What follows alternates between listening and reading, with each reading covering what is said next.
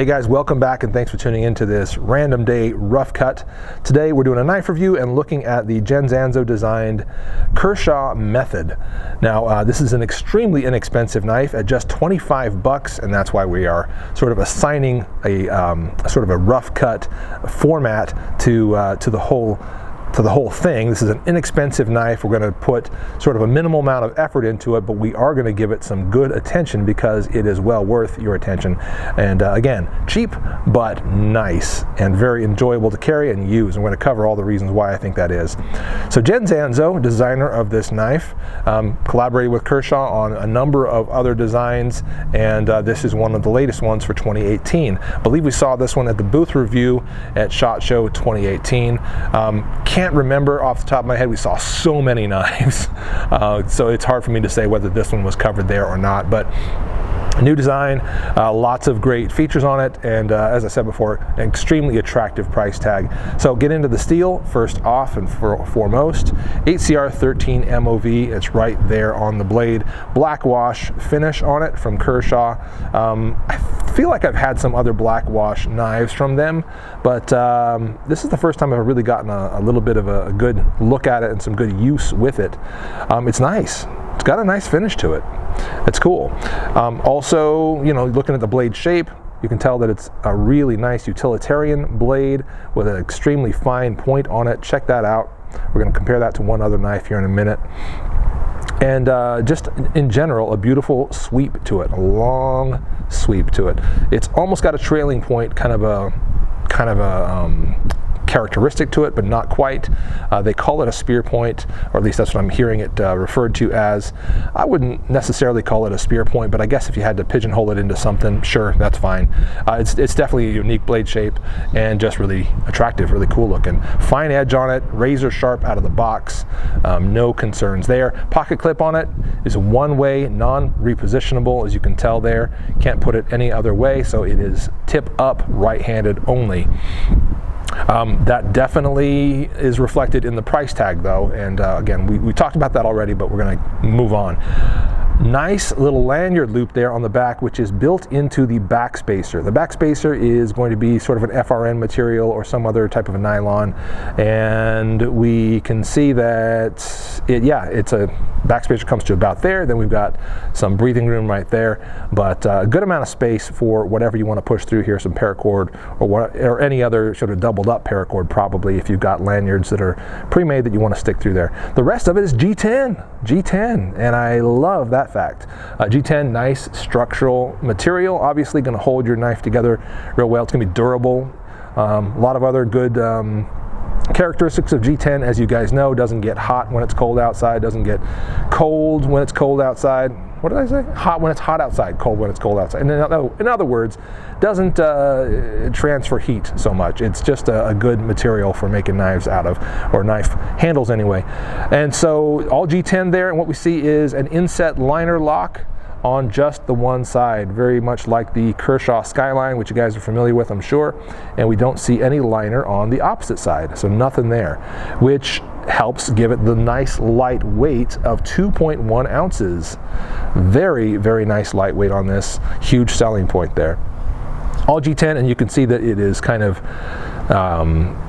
milled away on the sides here, giving it kind of a sort of industrial truss-like look, which is attractive and actually does, in my opinion, help out with traction a little bit. It helps you as you're sort of indexing the knife a little bit in your hand and getting it to where you want it to be to do some cutting.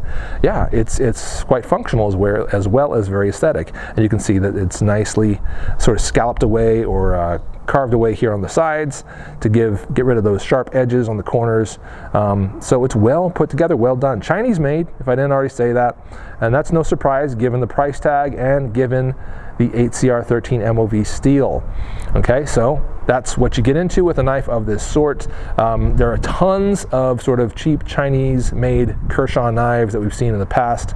Some very well designed and very interesting. Don't particularly care that they're made overseas, given the value you get with them, or at least that's been my opinion. And then we also see tons of really good USA-made Kershaw knives as well. I like the USA-made ones when I can get into them and when when they deliver on the promise. When the quality's all there, when the design is really sleek and really cool. And there have been several that I've really enjoyed from Kershaw. And I've only got one other Kershaw knife here to compare this one to, but I think it's pretty a pretty good comparison. We'll look at that in one more second. Any other points to talk about? The construction on it is pretty nice. I like it. Check this out right here. I want to point this out. You see how this little tang of the blade has this almost shark's fin thing going on here? The reason for that, and if you push it up, you'll start to see where that sort of turns into a little valley right there. That little valley mates up with that stop pin right there. I hope you can see it. Got to get it in focus. There's the stop pin right there. Mates up to that stop pin, and so that valley mates up to the stop pin like so, sending that tang down the back of the spine, which allows you to have a little spot there for your thumb, and it just kind of completes it aesthetically while also giving it a nice ergonomic feel as well. So as far as the functionality of the knife, they did not need to add that little shark fin on there at all. Didn't need to be there. They could have stopped right there at that valley and it still would have met the stop pin, and it would have still been a strong lockup. But instead they continued that material on, continued that tang on down this way to create a nice uninterrupted look to it and feel to it. Again, aesthetic and ergonomic advantage to that. Just good engineering, good design there. So yeah, kudos. In addition to that, and I don't know if I'll be able to point it out well or not, on the liner lock itself, probably aren't going to be able to make this out, but on the liner lock itself, it doesn't simply stop at the base of the tang. It actually wraps around behind the tang, and we've got to try to get some sort of a shot of this. You can barely see it in there, I think. It actually wraps around the back of the tang as well as stopping the tang. So to me, that adds a little more structural integrity and just kind of gives, since this liner does kind of pop out and flare out this way, if that spot right there were the only area stopping the tang, I would get the sense that I wouldn't have so much confidence in all that material or in that liner lock doing the job of stopping the knife, stopping the blade from folding on me. But when you've got a little more material in there going around the back side of it, as this does, creates a little bit better structural integrity. So again, just good engineering on this very simple, very inexpensive knife. 25 bucks if I didn't already say it. Blade HQ link down below. That's where I picked this one up. Good knife, guys. Good knife. Did a little carving with it. Been carrying it, doing some cutting with it of different types, of different sorts. In carving, found no hot spots, no issues. Ergonomically, feels nice in hand, and it turns well, cuts different directions easily. Really see no issue at all with the general construction, general ergonomic design of this knife. It's well put together and it fits great in hand, cuts well. Comparing it to one other Kershaw, I told you I would do that, so let's do it. Shouldn't be surprised by this. There's the Kershaw Leak. This is sort of an example of a good USA-made Kershaw, an extremely well-selling Kershaw that's USA-made. Ken Onion design, obviously, on that one, and it's been selling probably in the millions. It's an extremely popular knife. I love it. And here's a look at how that Leak sort of compares to the new method from Kershaw, the Chinese made. We've got blackwash versions of the Leak. We've also got, this is a frame lock version of the Leak, but we've also got sort of liner lock versions with handle scales on them, either in aluminum. They've been making G10, and I've got a carbon fiber one as well.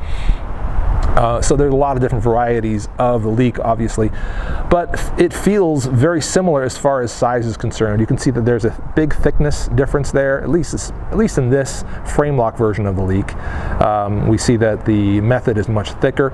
If we were to put this up against the liner lock version of the Leak, the difference wouldn't be as huge, but I would say that the method would probably still be a bit thicker, and the thickness of the method is about 0.43 inches according to their specs.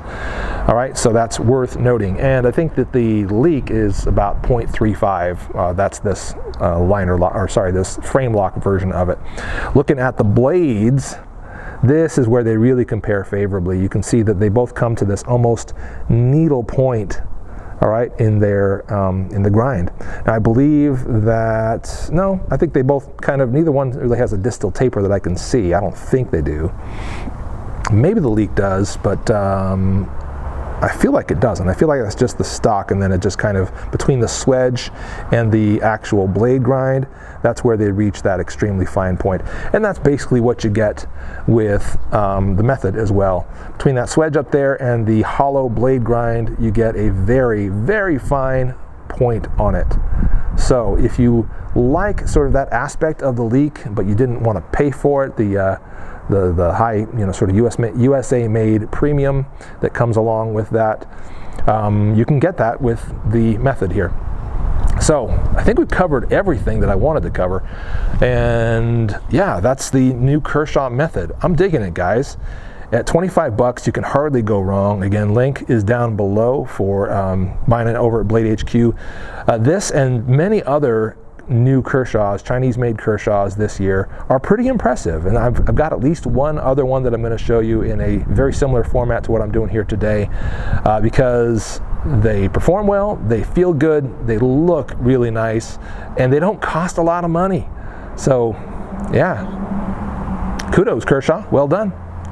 That's the Kershaw Method, guys. Thanks for watching. I'm the Late Boy Scout. We'll see you on the next one.